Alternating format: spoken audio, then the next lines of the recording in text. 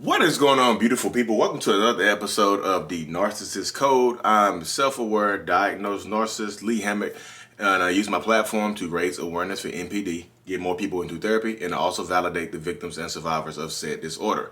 Today's episode is going to be about dog whistles, or AKA inside triggers. If you don't know what inside triggers are pretty much inside jokes, but you don't laugh at them. You get triggered by them. You explode on them.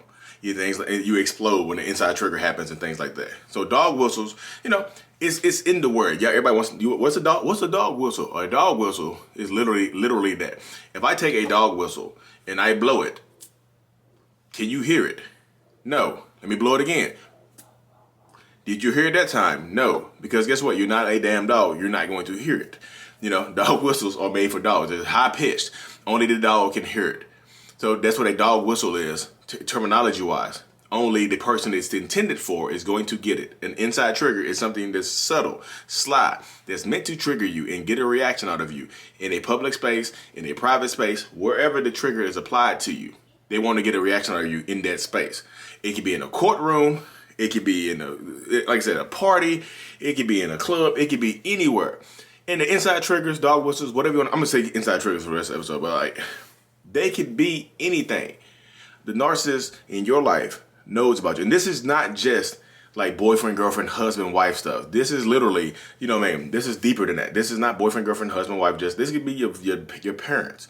This could be your brothers or your sisters, your cousins, your family members, whoever this is, your friends, your teacher, your boss, your coworker. The relationship is irrelevant. The trigger is the trigger. And people know these triggers. They're going to use them against you. Example. Let's just say you going to custody court, right? You're going to, family court, custody hearing with your ex or whatever and whatnot. And let's just say one of your triggers is talking about your passed away, your dad passed away 10 years ago. Your dad's name was like Pee Wee or something. Let's just say your dad's name was Pee Wee. So y'all in court, and the narcissist starts making jokes about Pee Wee. Like, well, I wonder what type of shoes Pee Wee got on. Or, that kind of looks like Pee Wee Herman over there, looking at you the whole time. Like, Pee Wee was a terrible person. Pee Wee raised Pee Wee Herman, that's a crazy name. Anybody named Pee Wee is a terrible person. Like, Pee Wee's raised terrible kids. And then you don't hear it enough because they're trying to trigger you. Boom, you explode. You have an outburst in court.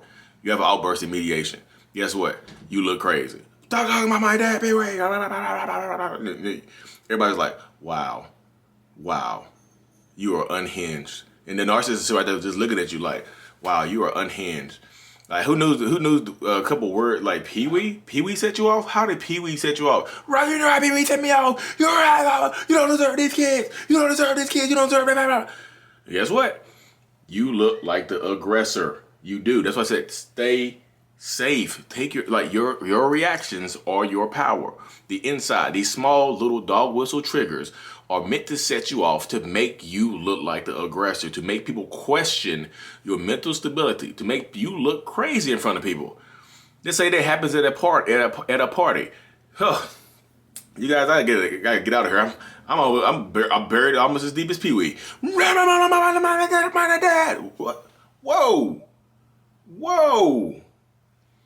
Whoa.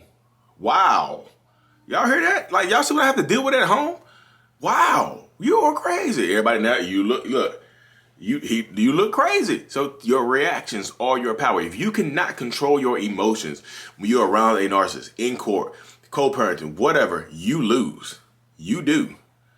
You keep reacting to them. You keep reacting to the text message. You keep seeing when they send you some crazy ass text messages about your dad or about something that triggers you, your reaction is going to be used against you. If they send something subtle, like they say something about Pee Wee in a text message, and you send back a damn soliloquy or 10 haikus talking shit, you gonna look crazy. They're like, what set you off about this conversation right here? Wow, I'm sorry you got to deal with that, man. Like, she's crazy. Yeah, so control your reactions. They're going to try to trigger you. If I can trigger you, I can control you. I say that all the time because I know I can. If I can trigger you, if I can trigger an emotional response from you, you are under my control. Point blank, period, end of story. Because you can't control your emotional responses around me, you lose. That's it. You lose. You just like, nope. You lose. You'll be defeated in court. You'll be defeated everywhere. Because they're going to bring that into question. If I can trigger you, I can control you. That's why you see narcissistic people bringing a new supply to court. Y'all been divorced though. Broke up for 2 weeks. They bringing their new supply to the birthday. Your kids co-parent their birthday party a week later. They're bringing a new boyfriend, a new girlfriend to the party. Things like that. That's why I say, y'all, control your reactions. Set boundaries. Have separate birthday parties. Look, y'all, distance is a boundary. You can move away from people like that. You mean? Distance is a boundary. And then, like I said, when people ask about co-parenting with a narcissist, y'all, you need to try your best, because people are going to fight, kick, claw, narcissists. Reset the robot. Narcissistic robot is resetting now. Narcissists. I forgot what I was talking about now. I rebooted. I really just rebooted my brain. I forgot what I was talking about. I legit just forgot what I was talking about. But yeah, when you try to co-parent with the narcissist, I think I was talking about co-parent. So when you're trying to co-parent with the narcissist, yeah, that's what I was talking about. Sorry, y'all. Sorry. Hope y'all still here. Don't leave me. When you're trying to co-parent with a narcissist, you're going to funnel down. Like, try your best to funnel everything down. Funnel the communication down to one avenue. Or 2 avenues, something less than 10. They should not be able to email you, call you, text you, Facebook you, Instagram you, TikTok you, Snapchat you, WhatsApp you. Yeah, you have to try your hardest to funnel it down to one form of communication or 2. They should not have so many open forms of communication to be able to get in contact with you. They just should not have that. The more forms of communication, the more the chances they have to trigger you. They should not be able to email you, and then if you don't respond to an email, text you. If you don't respond to a text, call you. You don't respond to a call or FaceTime you. Or show up at your house. Boundaries. Cut it down. Y'all be acting like the other person is in charge. They are not in charge, y'all. You are. You are absolutely 100% in charge of your time, your effort, your energy. Take control. I know sometimes they beat you down to the point where you feel like you don't have any type of control. You feel like they are in control of your circumstances, your situations, and things like that. You feel like that way, but they are not. You are. You have the power, you have the energy, you have the strength to take everything back. You just have to, because if they can trigger you, they can control you. They just did. And the more openness, the more avenues they have to trigger you, the more likely they are to trigger you. That's just a fact. This is not me rambling off. This is not the ramblings of a madman. This is literally factual information I'm spitting to you.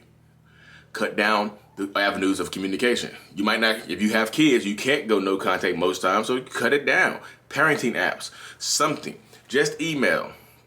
But if I just shut it down to email, they'll pop up in my house. Restraining orders. Y'all be scared to call the goddamn police. I'm telling you. The police don't help. Keep calling them. But if you call them, enforce them. You can't keep calling the police and just have them come over there just to check the situation and leave. They'll start showing up slower and slower and slower. Hey, that's the hammock residents. They're just going to fuss and fight. And look, they're going to send us away. There's more important things to do. Take your time to get in there. So is their response time to decrease because you done called them so much. Enforce what you do. Enforce it. If you don't, they're going to take control of you. You feel powerless. No, what I do, they won't leave me alone. Call the police. Get you some protection. Force them to leave you alone. You know what I mean? Sometimes they're going to try their best to trigger you, because if they can trigger you, they can control you. If they trigger you enough, they think they're going to beat you down to the point where you just give in. Like, I'm just going to give in then. Like, I can't win. I might as well just give in. At least it's easier to just be with them, because at least when I'm with them, they can't trigger me, you know? At least when I'm with them, they can't trigger me as much. And I ain't got to, you know, I feel better. At least I know where they're going to be. At least I know how it's going to be. I'm not happy, but it's easier this way. Is it? Is it easier this way? Is it? I need to know. You just said it. It's like, I can't, I'm not in control, but at least I'm in control. At least I can't get triggered this way. Take back your power, y'all. You're in control. Because I'm trying to trigger you. I'm trying to find any way to trigger you. Your mom, your dad, I'm reaching out to your family members, your cousins, your co-workers. Everybody gonna know. Especially if you discarded me, if you broke up with me, everybody gonna know. Everybody gonna know.